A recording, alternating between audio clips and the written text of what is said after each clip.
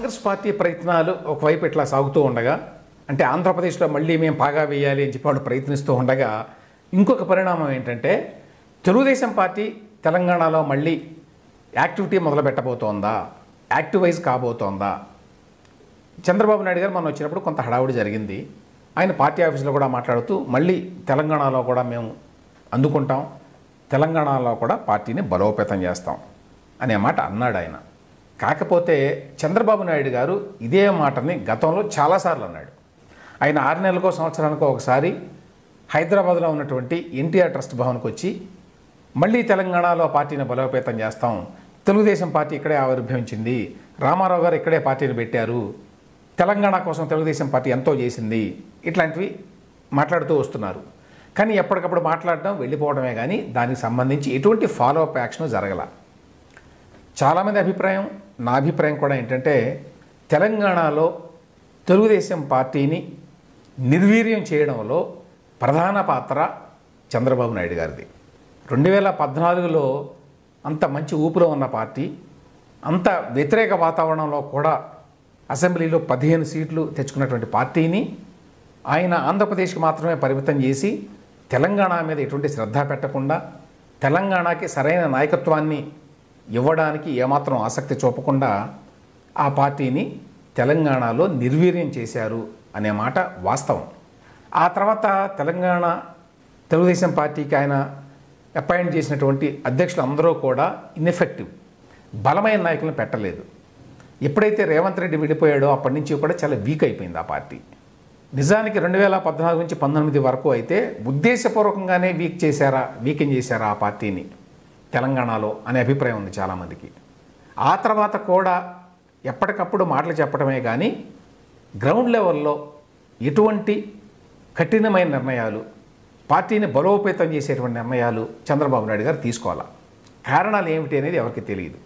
ఆ తర్వాత చాలా ఫ్లిప్ ఫ్లాప్స్ కూడా ఉన్నాయి. ఏమిటి, కొంతకాలం పాటు కాంగ్రెస్తో కలిసి పోటీ చేయడం, ఆ తర్వాత ఏదో బీజేపీతో కలిసి పోటీ చేస్తామనడం, ఆ తర్వాత 2024 ఎన్నికల్లో అయితే అసలు పోటీ చేయలేదనుకోండి.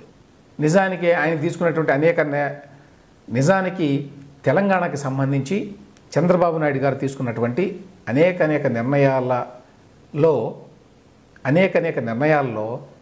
మొన్న 2023 ఎన్నికల్లో పోటీ చేయక అనేక నిర్ణయాల్లో మొన్న 2023 ఎన్నికల్లో పోటీ చేయకపోవడం అనేది బహుశా ఒక ఉత్తమమైన నిర్ణయం.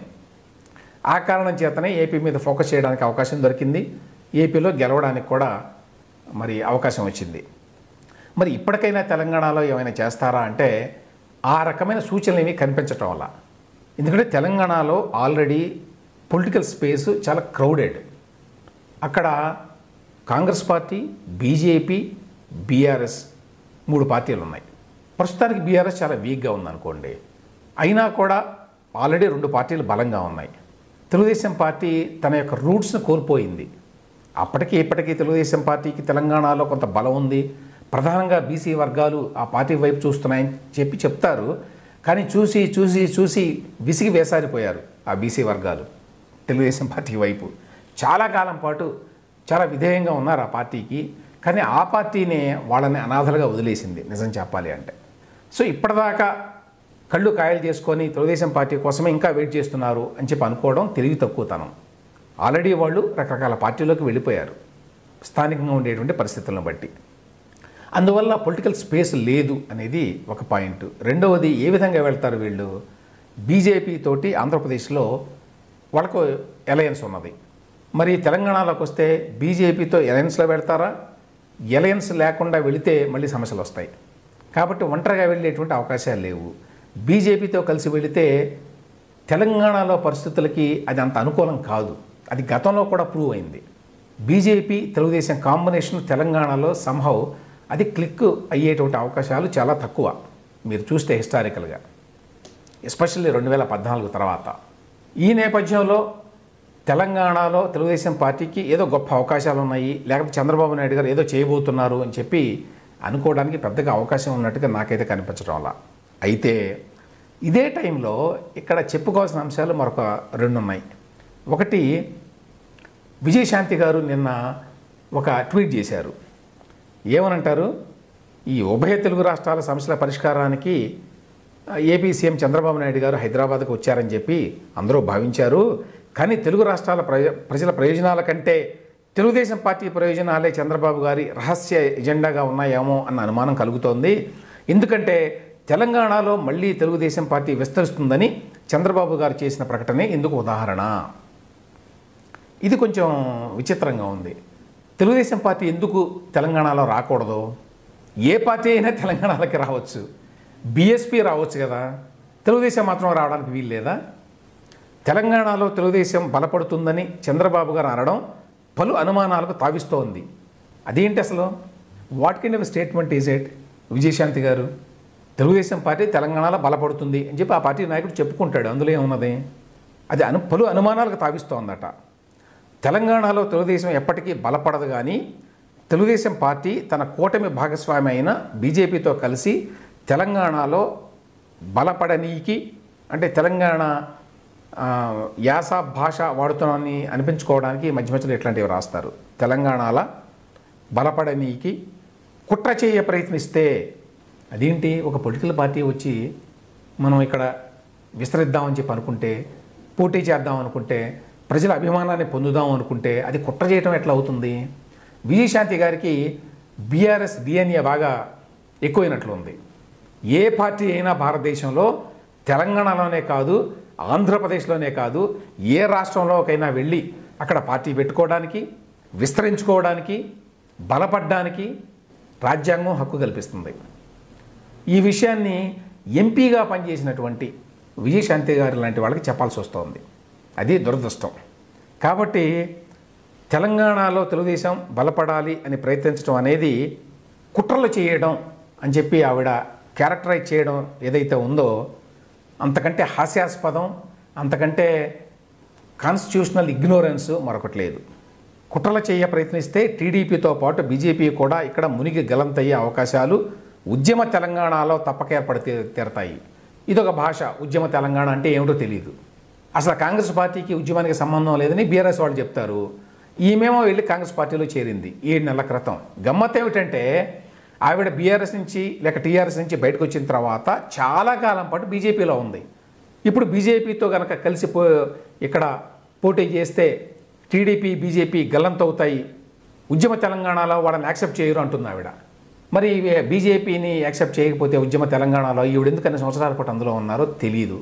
ఆవిడ 7 నెలల కిందటే కాంగ్రెస్ పార్టీలో చేరింది. అప్పటి వరకు ఆవిడ బీజేపీలోనే ఉన్నది. మరి మర్చిపోయిందేమో ఆవిడ. ఇక్కడ నాకు అర్థం కానిది ఏంటంటే, నేను ఇంతకుముందు చెప్పినట్టు తెలంగాణలో తెలుగుదేశం పార్టీకి చాలా చాలా తక్కువ స్పేస్ ఉంది ఇప్పట్లో. 2014 నుంచి వాళ్ళు చేసినటువంటి అనేక తెలుగు తక్కువ నిర్ణయాల వల్ల తెలంగాణలో ఆ పార్టీ బాగా బలహీనమైంది. అయినా కూడా ఇంత ఉలికి పడతారు ఎందుకు? తెలుగుదేశం అనగానే ఎందుకంత భయం? బహుశా ఈ కారణం చేతనే తెలుగుదేశం పార్టీకి, చంద్రబాబు నాయుడు గారికి ఏదో నమ్మకం ఉంది, తెలంగాణలో మళ్ళీ మనం జెండా ఎగరేయగలమని. ఎందుకంటే బీఆర్ఎస్ కానివ్వండి, ఇటువంటి నాయకులు కానివ్వండి, విజయశాంతి లాంటి వాళ్ళు కానివ్వండి, ఎందుకంత ఉలిక్కి పడతారు ఒక మాట అనగానే, తెలుగుదేశం అనగానే తెలంగాణలో? వీళ్ళే కాదు, బీఆర్ఎస్ కూడా అంతే. బీఆర్ఎస్కి యాక్చువల్గా ఇప్పుడు తెలుగుదేశం పార్టీని టార్గెట్ చేసి మాట్లాడాల్సిన అవసరం లేదు. ఎందుకంటే ఆ పార్టీ ఇక్కడ ఏమీ బలంగా లేదు. వాళ్ళ ప్రత్యర్థి పార్టీగా పరిగణించడానికి తగినంత బలం లేదు నిజానికి తెలుగుదేశం పార్టీకి. వాళ్ళ యొక్క ప్రత్యర్థులు ఎవరు? Congress party, BJP. అయినా కూడా బీజేపీ కంటే ఎక్కువగా తెలుగుదేశం పార్టీని కేసీఆర్, బీఆర్ఎస్ టార్గెట్ చేస్తారు. వాళ్ళ సోషల్ మీడియా అయితే 24/7 అదే పనిలో ఉంటారు. ఇందువల్ల ఏంటి దాని వెనక కారణం? చారిత్రకంగా తెలుగుదేశం పార్టీకి తెలంగాణలో బాగా బలం ఉందనేది వాస్తవం. అయితే ఇన్ని సంవత్సరాల కాలంలో అది చాలా ఈరోడ్ అయిపోయింది. అది కనిపిస్తూనే ఉంది. అయినా కూడా తెలుగుదేశం పార్టీ వస్తుందేమో, తెలంగాణలో మళ్ళీ యాక్టివిటీ స్టార్ట్ చేస్తుందేమో అనేటువంటి భయం అంత తీవ్రంగా ఎందుకుంది, అంత ఉలిక్కి పడతారు ఎందుకు అనేది ఒక అర్థం కాని విషయం యాక్చువల్గా.